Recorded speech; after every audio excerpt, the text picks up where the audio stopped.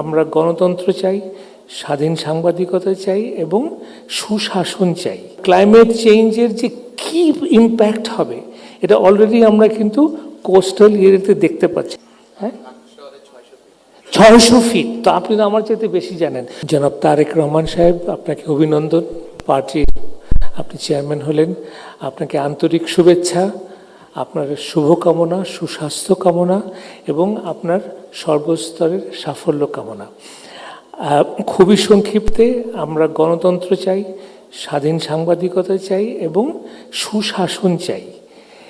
এটা নিয়ে আমরা অনেকে আলোচনা করছি, আপনাকে নিশ্চয়ই অনেকে বলেছেন, বাট একটি দুটি বিষয়ে আমি মনে হয় যথেষ্ট আলোচনা হচ্ছে না। সেটা হচ্ছে বাংলাদেশের অগ্রগতির জন্যে আগামীর চ্যালেঞ্জেসগুলো কী, এবং আমি মনে করি সবচেয়ে বড় চ্যালেঞ্জ হচ্ছে ক্লাইমেট চেঞ্জ।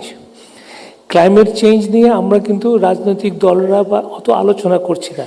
বাংলাদেশ হচ্ছে একদম কি বলবো ফ্রন্টলাইন দেশের মধ্যে কয়েকটা, এবং ক্লাইমেট চেঞ্জের যে কী ইম্প্যাক্ট হবে এটা অলরেডি আমরা কিন্তু কোস্টাল এরিয়াতে দেখতে পাচ্ছি। সো আমার অনুরোধ থাকবে, climate change should be your very important priority. আরেকটা হচ্ছে আমাদের পানি সম্পদ।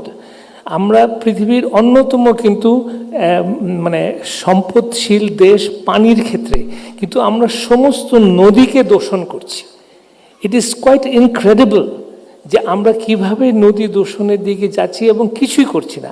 আরেকটা হচ্ছে আমাদের আন্ডারগ্রাউন্ড ওয়াটার। জনাব তারেক রহমান সাহেব, আমরা কিন্তু আন্ডারগ্রাউন্ড ওয়াটার উত্তোলন করতে করতে, হ্যাঁ আমরা করেছি, এগ্রিকালচারে অনেক উন্নতি হয়েছে, কিন্তু গ্রাউন্ড ওয়াটার কিন্তু এখন প্রায় 80-90 মানে ইয়ার্ড নিচে চলে গেছে। হ্যাঁ, 600 ফিট, তো আপনি তো আমার চাইতে বেশি জানেন।